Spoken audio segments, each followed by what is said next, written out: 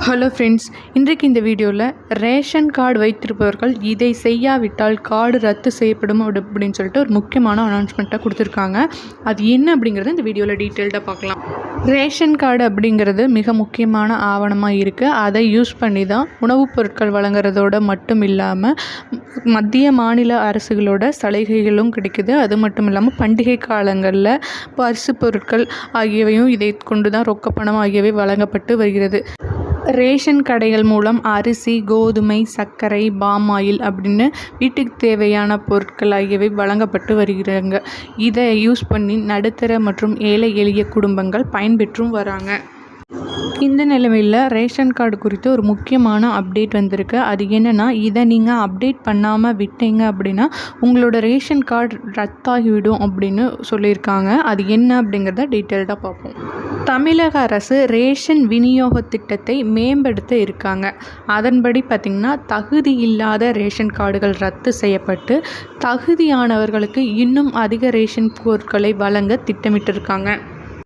So இதனால் ration கடைகளில் கிடைக்கப்பெறும் உணவுப் பொருட்களின் பலன்களை நீங்கள் பெறணும் அப்படின்னா இது முக்கியமான ஒரு வழிமுறைகளை வெளியிட்டிருக்காங்க. அதை நீங்கள் ஃபாலோ பண்ணணும். இதை செய்ய தவறினால் உங்களுடைய ரேஷன் கார்டு ரத்து செய்யவும் வாய்ப்பிருப்பதாக அறிவிக்கப்பட்டுள்ளது. ரேஷன் கார்டு வைத்திருப்பவர்கள் வரும் ஜனவரி 31 உங்களோட கார்டுக்கு இகேஒய்சி அப்டேட் பண்ணணும் அப்படின்னு சொல்லியிருக்காங்க. இந்த காலத்தில் நீங்கள் இகேஒய்சி அப்டேட் பண்ணலை அப்படின்னா உங்களோட கார்டு ரத்து செய்யப்படும் அப்படின்னு சொல்லிட்டு ஒரு முக்கியமான அறிவிப்பை வெளியிட்டிருக்காங்க. ஸோ நீங்கள் இகேஒய்சி அப்டேட் பண்ணலைன்னா உங்கள் ரேஷன் கடைக்கு போய் அப்டேட் பண்ணிக்கோங்க. அப்படி அப்டேட் பண்ணலைன்னா உணவுப் பொருட்கள் எதுவுமே கிடைக்காது. ஸோ இகேஒய்சி அப்டேட் அப்படின்னா என்ன அப்படின்னா, உங்களோட ஆதார் கார்டை உங்களோட ரேஷன் கார்டு கூட லிங்க் பண்ணணும். ஸோ இதை தான் இகேஒய்சி அப்படின்னு சொல்கிறாங்க. அதன் மூலமாக தான் உங்களோட டீட்டெயில்ஸ் எல்லாம் கவர்மெண்ட்டுக்கு போய் சேரும்.